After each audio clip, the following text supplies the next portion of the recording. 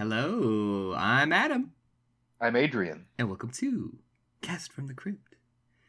Today we're talking about Evil Dead Rise. It just came out. I saw it in theaters with a friend. I assume you saw it in theaters with your fiance? I you're gonna be so disappointed in me. I did the stream from home option. Uh, that's okay. I I know. didn't know that was an option, so it's okay. Yeah, it's I paid like $15 to do it or $20 to do it. But it was I knew I had to watch it for this review and I did not want to go to the theater that night. That's fair. And so That's fair. we like ordered in food and paid the money to watch it. And it was fine. That's kind of I cute still. I don't regret it. Yeah. I am unintentionally, I just realized I'm wearing, proudly, an Evil Dead shirt. So. Whoa! Yeah. This movie is interesting. I was interested in it because this is sort of the Evil Dead franchise becoming a franchise, if that makes Yeah. sense. The Evil Dead Yeah. movies are so unique in that the first three are these weird, low budget, like, projects that the first one literally some college students had, and then it gained momentum there, but like they're super campy, super cheesy effects, like, and then by the third one, full blown comedy, you know? And then we got, in 2013, The Evil Dead, which was, I thought, like the perfect reboot. It's really gory, really good effects, but it's like so over the top and overblown it still fits the Evil Dead's kind of almost pulpy violence, pulpy gore. Like it literally rains blood at one point, like as extreme. It's like if a German metal band could make a movie, that's what they would make. And now we have this movie, which sort of continues in that vein, but it's not really campy, I don't think, like the other one. This one's like a proper, it's a horror movie. Not that the 2013 one isn't, but you know what I mean? Like it's a little traditional horror now instead of this weird side thing that the Evil Dead's been. So that's interesting. Yeah, I don't want to insult the movie by calling it run of the mill, but it certainly does. It sticks to the modern horror formula. The scares are kind of obvious, right? You know when they're coming. I would say it takes a page from like the Conjuring movies in its scare tactics, right? The thing lingering in the back of the frame, right?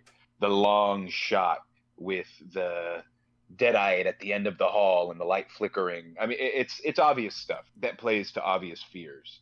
And yeah, in that way, in that regard, I'd say this movie feels like a lot of new modern horror. It also, to me, still does feel like an Evil Dead film, just with, all the bells and whistles of a 2023 release. I think it does capture the spirit of the franchise in that there's still some hokey dialogue. There's still some I would say this whole movie is incredibly over the top and ridiculous. I can't name another movie in which that I've seen recently in which the creature becomes this like horrific blob thing, and they have to fight it in the big, heavy metal final boss moment. And that's something that Evil Dead does often. That's something that Evil Dead 2013 did. It's something that we saw in the original movie. So I like that about this movie. I think it still maintains some of the franchise's personality. And yeah, it's weird to call it a franchise now, but you're right. That's what this kind of signifies. Yeah. Yeah, because of this movie, there will be many more to come. Oh yeah, Um, yeah, and those will probably get worse. I mean, it's fallen into the groove of a horror franchise, you know. But yeah, overall, though, watching this movie, I was thoroughly entertained. I really enjoyed it. I had a great time. Great time watching it with my friends, so can't complain. Can't complain. It's also, it'd been so long since I'd gone to a theater to see a horror movie that was like, I knew I was going to get something scary. I knew it was going to be full of gore and death, and like that's what I kind of wanted in my theater experience, and I absolutely got that. So I think going into this movie, I got what I thought I was going to get out of it and what I wanted out of it. Well, that's great. I enjoyed it. I had a lot of fun with it. I gotta say this, I loved Evil Dead 2013. I really did. I agree with you. It was kind of the perfect reboot. I think that even Raimi and the other people that are producing these are a little confused as to what this universe is that they're building. But I really really enjoyed that movie, and I loved how over the top it was. When I watched it my freshman year of high school, it was one of the first horror movies that I sat down and watched and like committed to watching, and really fostered a love of horror that I obviously still have today.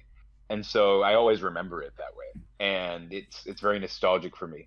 This movie did not scratch the itch that that movie did for me, but it was a fun movie, you know. And I know that it sounds contrary to the point I made previously, where it's feeling like a generic horror movie, but there's enough of the original franchise here. There's enough of that Evil Dead vibe that I had fun with it, right? The Deadites acting ridiculous, you know, finding new ways to brutalize their victims. It's great.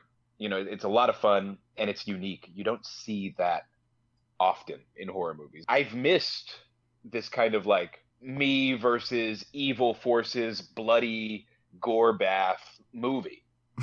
Gore I bath haven't movie. gotten one. It's You know, so, yeah, sometimes you just want to watch like Doom, the movie, you're so but it's right. good. And like, there's not a lot of that being made. There really isn't. You know, most of the horror that's being made today is Conjuring BS, the supernatural stuff, and that's fine. It's got its audience and it makes a lot of money. But this is a whole nother thing. Evil Dead created a different type of horror, right? It pioneered a unique type of horror and filled in a niche, and it's fun to see it, you know, in 2023. Yeah, so I enjoyed myself too. Yeah. So there is a lot of differences between this movie and all its predecessors. It is kind of diverging from what The Evil Dead has been, more so than I think the other movies have. And it's pretty safe. It's like a safe horror movie, like we said. But the biggest thing for me is it does not take place in a cabin in the woods. It takes place in a rotting, condemned Los Angeles apartment building. And that's pretty interesting. And I was nervous about the setting change at first, but I liked it. It worked out. And it ended up, even though it's like in a city, it still ended up being like a really creepy, desolate environment for all this to take place. And Yeah, the dilapidated building worked for me as a setting. I found myself wishing they left the building at various points. Like I wanted to see them enter the city. But you're right. This is very safe. The story is entirely confined to this old apartment building. And I felt it kind of grating on me that they didn't really go anywhere else. When they finally go into the parking garage and the space opens up for that final big battle, I thought that was a welcome departure. And I was happy that they did that, and that they didn't, you know, try to do that in the tiny apartment that it takes place in. But again, safe entry. They're clearly putting their foot in the door for something else, and I guarantee you they are going to do something really weird with the setting in the next entry. So I was cool with it. It worked for me overall. You know, I just wished for that extra step. I wouldn't know how they would do that, though. Like, I wouldn't want it to be Deadites Take L.A. God, but wouldn't you? Well, maybe you would. Well, they already have, actually. They already have. That was a joke about demons in Hollywood. Okay, all right. All right, it was pretty abstract. I'll scrap that, I'm sorry. It was my Texas sensibilities. Yeah. Basically, the plot of this movie is there is this family living in this apartment, and the son discovers in this weird, like, basement crack, he discovers, of course, the Necronomicon Ex Mortis and a record of someone reading out the incantation that will bring to life the Deadites. And that's the classic impetus for all of these movies. I'm glad we still had that. And I do have to say, every time they make a new movie, they change the way the Necronomicon looks, and I am all for it every single time. I think in 2013, it was like wrapped in a bag, wrapped in like chains and barbed wire. Yes, exactly. And this one, How did you feel about the design of this one? I enjoyed it. And I like that it came with vinyl records. I It thought that was neat. did. So I don't know if you remember this, but in the first Evil Dead, or is it Evil Dead 2? I don't know. In one of the movies, they discuss the existence multiple Necronomicon. Three, I think, is the number that's thrown out, right? And there's even like talk of maybe two being decoys, one being the real one. I don't know. I need to polish up, to be honest. This does make me want to watch the rest of the movies again. But I don't know if this movie is trying to play on that, right? Because now we've seen Evil Dead 2013, which we've called a reboot. I've also heard people calling it a sequel, an indirect sequel. It could be that that was the second one and this is the third. I don't know where they're going with this, but that might be why we've seen, unique takes on the book each time. But I thought it was great. And they established that they established that the boy is, super into vinyl and like mixing. He's like spinning records like it's 1983. And he of course he has a turntable and he plays these things. Yes. Because he's curious, right? The kid's going to see a record, he's going to play it. I mean, it's almost as if the book knew that he was going to find it and those records and knew he would play into its hand. Yeah. So I thought that was cool. I mean, at this point in the franchise, too, it does almost seem like the Necronomicon has this power over the people that discover it, because they're always, for no real reason, just tempted into reading it.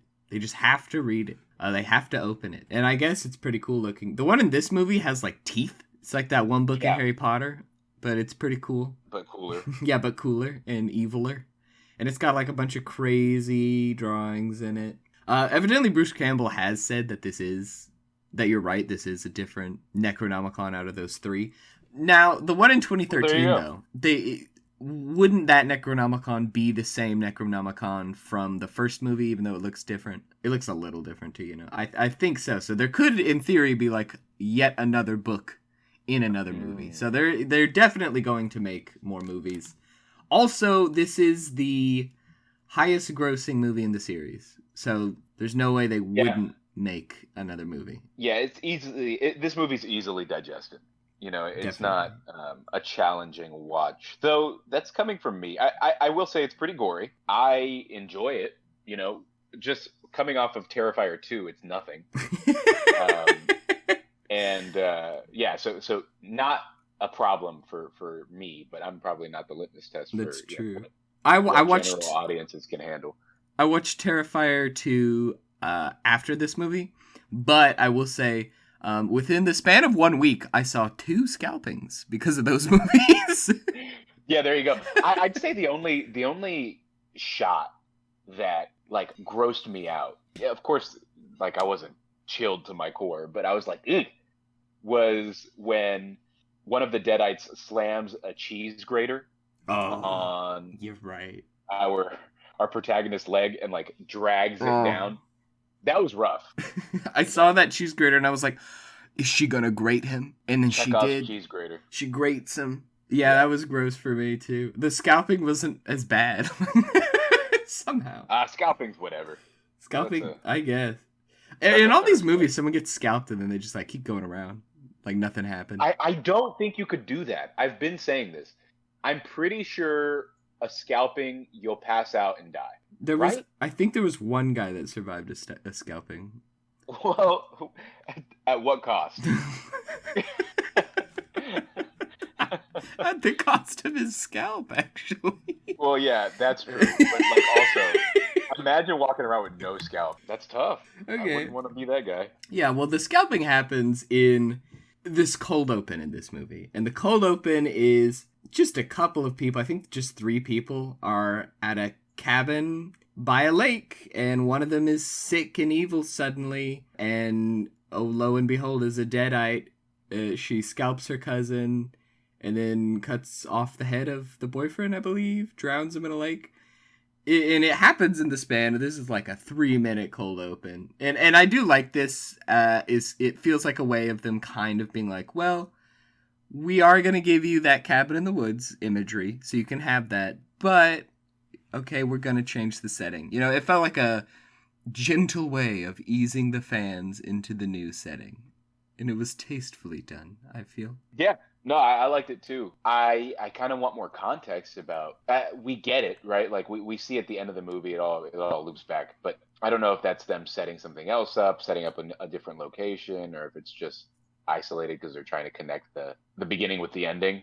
But I miss the forest. As cool as I thought the city was, and as much as I wanted them to do something unique with it, like of course you crave that setting.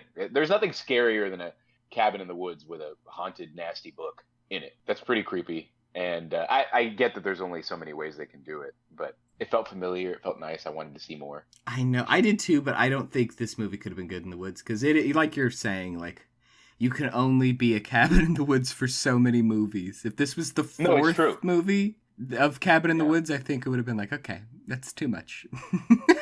So I'm down with the setting change. I guess I'll introduce our family. The family is kind of like a hip young family, like it's a young They're mom. alt. Yeah, that's the best way to describe it, is they're alt. So we've got Beth. She's this younger sister to this struggling mom. Her husband just left the family, and she's this tattoo artist. They're clearly not doing well, this family, right? Bridget struggles with money. They live in this apartment that they can't quite afford, and also it's just not in great shape. You've got Ellie, the mom, is a tattoo artist. You know, she's struggling to make ends meet. She also just had her husband leave her unexpectedly. She's got two kids, Danny and Bridget. Danny, I don't know if he's older or younger than Bridget, but he's this like kid, super into spinning records. Yeah, I think he's like 17. I think he's the oldest. And then Bridget's younger. Bridget's the middle child, and then there's, of course, the kid, the young kid. Cassie, the little girl. I actually forgot about the young kid. Well, that's kind of crazy because she is on screen for the longest time. God. There's something about kids in horror. Take them out. All right, I can agree with that. That being said, though, Nell Fisher, who plays Cassie, this little girl, she did a great job. I watched Prom Night recently, which is a movie starring Jamie Lee Curtis. She did just after Halloween, and there's a lot of child acting in it, and it's like the most egregious thing I've ever seen. It is unwatchable. So even like a remotely okay child performance to me right now, I'm super impressed by. And she did great. Fair. And like I said, she's, spoiler, she lives the longest. She wasn't bad. Yeah, and like she's got to be afraid and run from these demons for like the whole length of the movie. And so like keeping that consistent is not easy, and it's done well for this movie. I thought that the other two kids, who I thought were going to be, you know, the central figures in this story, I thought they were pretty good. I didn't actually dislike anything they did. You know, I thought that they gave really good performances, and it's hard, right? You know, people tend to write teenagers poorly. And even with time, where we recognize people write teenagers poorly, I feel like teenagers are still written so poorly. But I thought these were fine characters. It is an interesting approach to the nuclear family, or I guess the once nuclear family. They're clearly very different from what you would consider the traditional American family.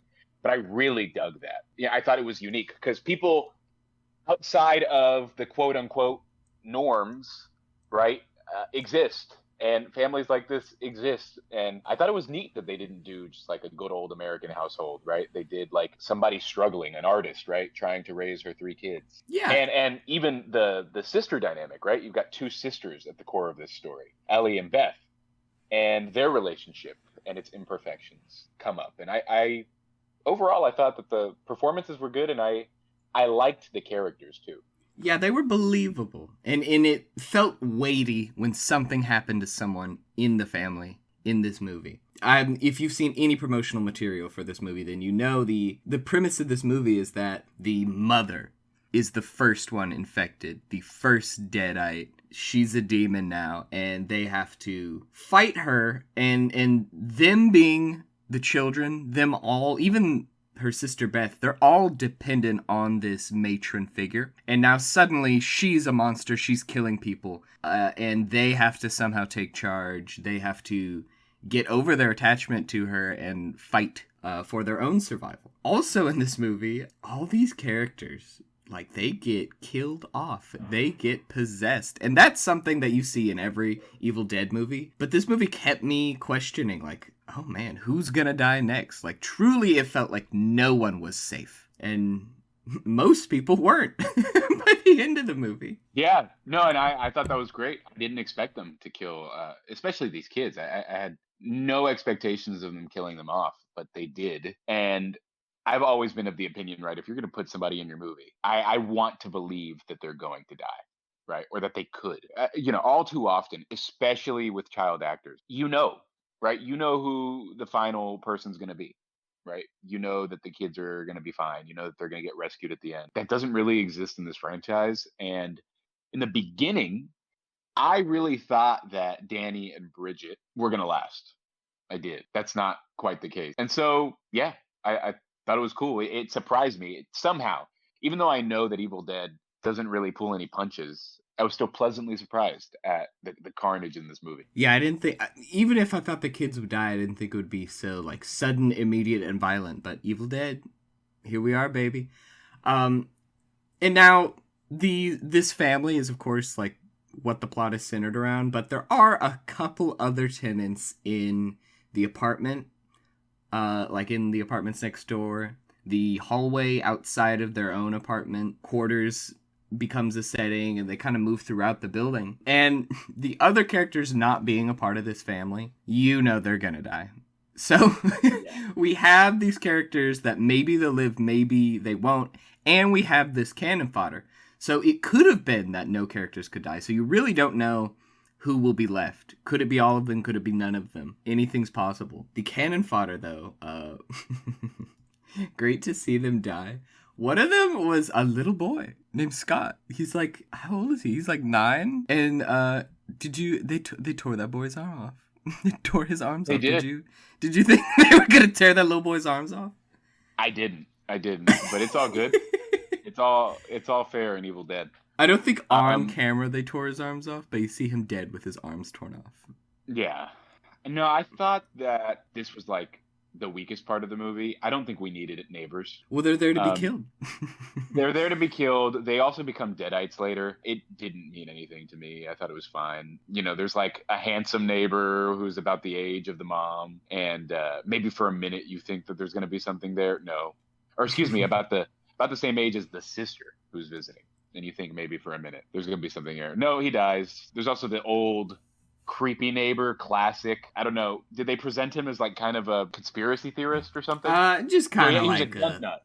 Yeah, he was a gun nut. He was kind of like the old set in his ways guy, but he was nice enough. They were all on good terms. Yeah. They were friendly, yeah. And I thought the young neighbor, for a large portion of this movie, I thought they were gay lovers. It's like this young neighbor and his old sugar daddy. They're not. They lived in different apartments, but yeah, they weren't. In my mind, they were, and I think it would have been a better movie if that was the case. But in my headcanon, it'll be real. There you go. Yeah, that works. They all die anyway, so it doesn't matter. Yeah, I could do without them. I honestly trim the fat. If you take them away, you might be able to invest some more time in these characters, because the character work in this movie isn't perfect. I should say that. I enjoyed it. I thought it was fine. I thought it was good, but it wasn't the best it could have been, right? They're a little shallow. They fall to the same fate as a lot of horror movie characters, that they're not around long, and so we don't really get to know them, and so we don't care. And I think an easy way of just stopping that is, why have these 3 characters? That's an extra 10 minutes of screen time that we can devote to, developing this family that we're following. But also, you're right. They're meat. Yeah, I'm gonna have to disagree with you. They really did not take up much screen time at all, and they got some more carnage. Why not throw another corpse in that pile? And the gun nut neighbor is how they introduced this double barrel shotgun that by the end of the movie is being heavily relied upon by Beth. That's true. And classic. Yeah, the Evil Dead always, like, in one of the final acts and maybe like the 3rd or 4th quarter of the movie, they introduce some sort of shotgun or chainsaw or weapon, maybe more than one weapon. So the few remaining survivors kind of had a fighting chance against the now horde of deadites. So in that way, it kind of follows this formula that the Evil Dead movies set up. But the deadites are being deadites, and that's something I'm glad this movie kind of stuck true to. The deadites are still creepy, evil. They're the Evil Dead, for the sake of being evil. Doing all the classic stuff you expect him to do. Bridget gets infected at one point, I think because she gets, like, blood vomited on, which, Yeah, she does. classic Deadite. They seem to, like, if they bleed on you, or kind of, they're almost like a viral infection, but that seems to be the way they got infected. She gets infected, like, through the neck, and by the time she's infected, the way we're introduced to infected Bridget is she's eating glass, because of course she is. I think Yeah, and how yeah. weird and random was that? I loved it. It's very Deadite, so it's not random, but it's like it made me laugh. I don't know why. It made me laugh out loud. Oh yeah. Well, eating glass is a very, like, cheesy, hokey, cheap horror movie way of being like, whoa, gross, creepy, scary. Like in Terrifier 2, we see a little boy eat some razor blades, I think, in that dream sequence. And it's just like they eat it and that's it. In this movie, it was like, oh man, she's eating that glass. Like, it was poking through the cheeks. You could see it, like, cut up her throat as she swallowed it. Like, it was real. She was doing more than eating glass. It, like, actually was glass, you know? Like, it was a little more realistic than the cheap way I've seen it done in other movies. Yeah, it looked good. In fact, I thought everything looked really good. I was questioning whether it was practical or not. Most everything. Oh, yeah. Definitely. I effects have just gotten good. And that's something about this movie. That, like, compared to the first movie where the effects are famously cheesy. Like, that might be a huge reason why the movie's so famous, is just how hokey the effects are. Compared to this movie, where we have CGI at our fingertips, um, the world has just gotten so much better at making movies with crazy effects. And for this Evil Dead movie to have, like, the full arsenal of everything you could throw into a movie, like, the juxtaposition's crazy. And I'm glad to see an Evil Dead movie that can really focus on the effects, because for me that's like the allure of these movies. I agree. It is nice to see this franchise get to a place where things just look good. I thought 2013 looked great. And I love the original three films. In particular, Evil Dead 2 is my favorite. But yeah, you look and kind of laugh at them now. Of course, they were, especially Evil Dead 1, were so low budget that it was still impressive in a way. But this is nice, right? This is the kind of thing that comes with having a budget of 19 million versus 19,000. Yeah, I think Or this will. maybe even less than the first movie. Yeah, I'm not quite sure on the number either. I think this movie will maintain, though. Like, you could watch this movie in 100 years and still be like, wow, Oh those are yeah, great effects. yeah. No, I there wasn't a single moment where I was upset at how something looked. You know what part I thought was really hardcore was when Bridget starts bleeding from her eyes and her nose and her mouth. She's like crying blood and dripping blood from basically every orifice in her face. And I was really trying to figure out how they did it. I didn't know if it was CG. I didn't know if it was practical.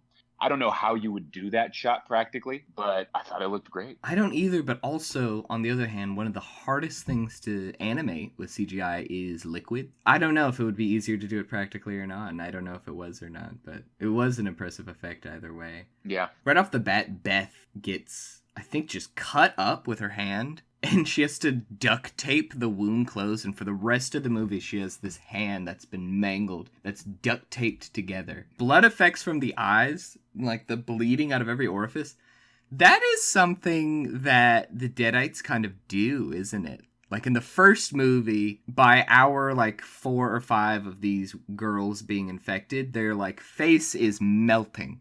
Their eyes are goo, and it's cheesy because it's the first movie, but I like to see that kind of maintains. I like to see that in a franchise like this that really changes and is kind of hard to stay as this cheesy, almost comedy in some cases movie. It is nice to see that, like, the characterization of the Deadites has remained so consistent.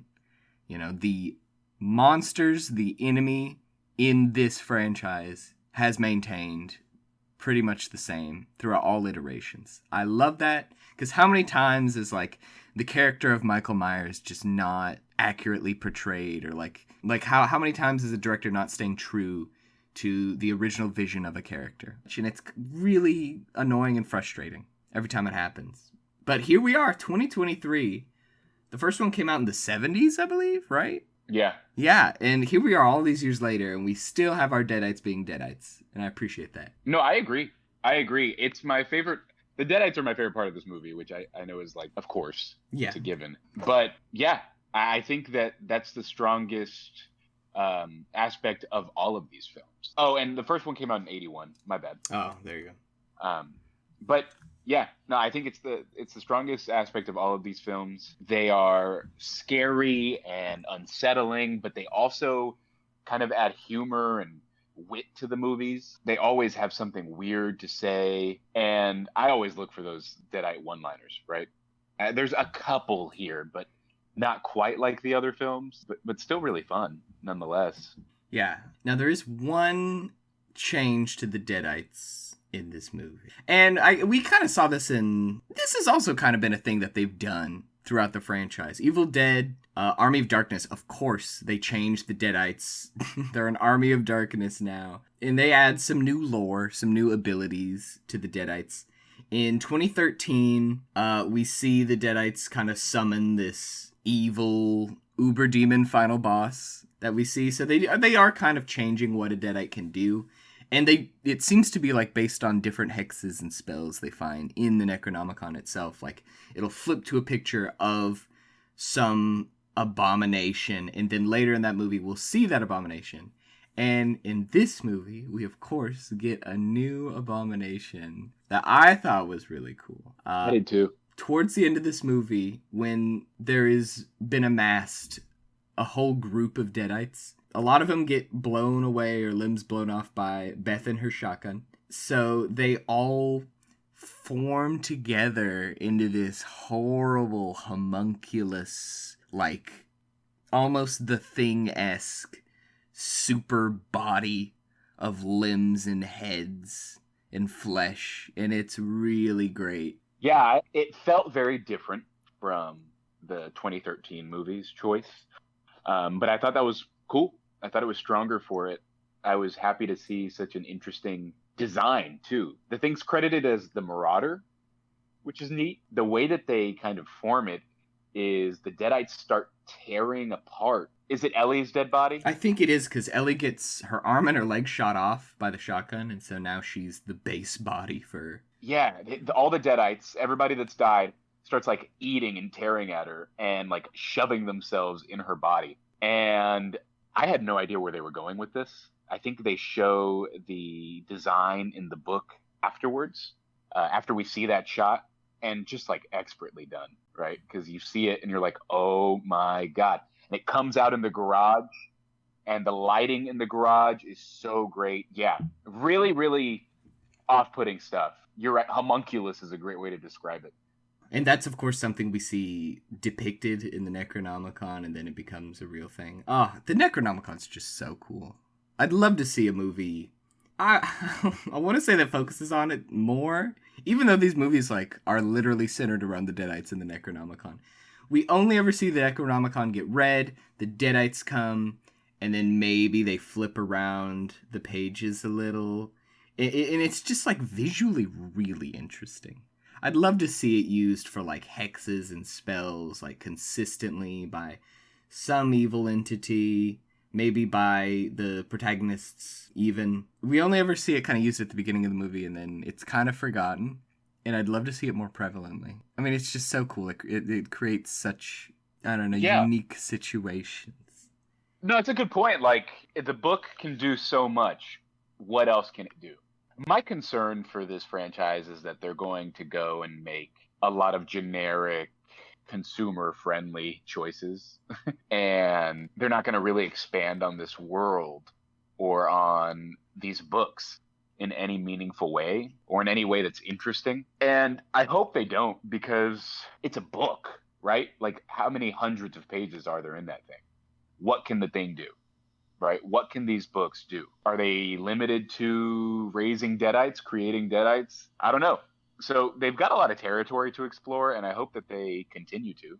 Right? This was a very safe move. You and I both agree on that. I'm interested to see what they do after this. Yes. I mean, I'm expecting something with a third Necronomicon book, and maybe we could get a movie where all three of these books can come together, or there's some significance. I'd love to see some lore, some history of this book. Yeah.